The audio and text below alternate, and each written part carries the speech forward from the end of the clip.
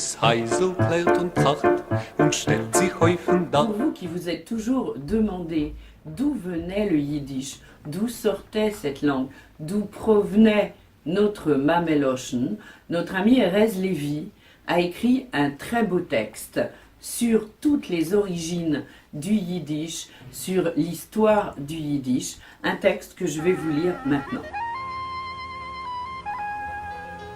Le yiddish est une langue millénaire qui a pour particularité d'avoir traversé le continent européen, décrivant à travers les générations qui se sont succédées depuis environ l'an 1000 et jusqu'en 1939, une migration depuis les régions occidentales de l'Allemagne jusqu'au bord de la mer Baltique et de la mer Noire, puis jusqu'aux Amériques. Le yiddish est l'idiome des juifs ashkénazes. Il a pour élément de base les dialectes allemands du début du second millénaire, fortement imprégnés d'hébreu et d'araméen, langue de l'étude sainte transmise de génération en génération dans les communautés juives.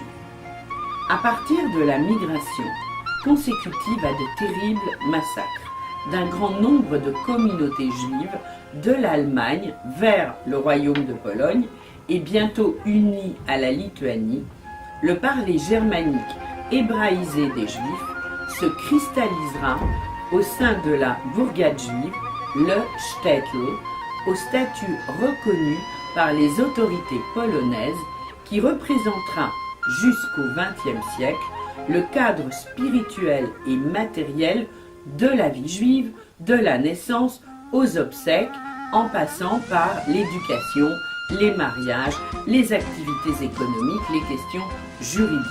Il devient la langue commune des Juifs dans tout l'espace est-européen jusqu'à la Roumanie, leur langue maternelle ou Mameloschen.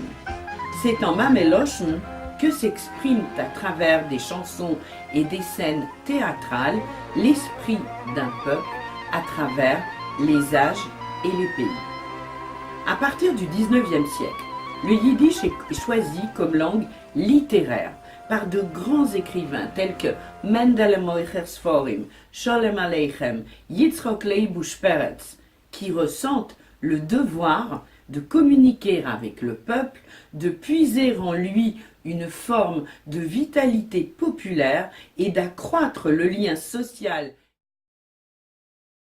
et culturel en son sein et de lui communiquer des interrogations et des horizons. Au XXe siècle, le yiddish entre en concurrence de ce point de vue avec l'hébreu renaissant comme langue parlée et écrite contemporaine.